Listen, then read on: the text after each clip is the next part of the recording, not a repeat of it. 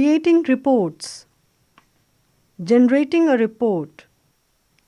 Let's do it. To create a basic report, select the table or query from which you want to generate the report. Click on the Create tab.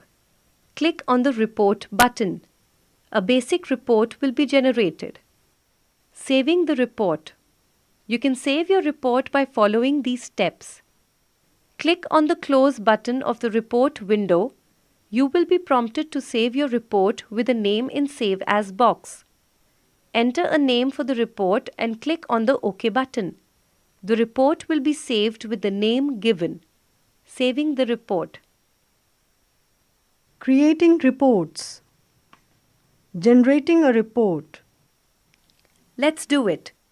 To create a basic report, select the table or query from which you want to generate the report. Click on the Create tab. Click on the Report button. A basic report will be generated. Saving the report.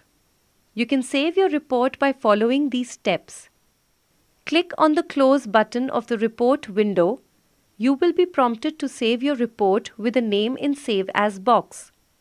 Enter a name for the report and click on the OK button. The report will be saved with the name given. Saving the report.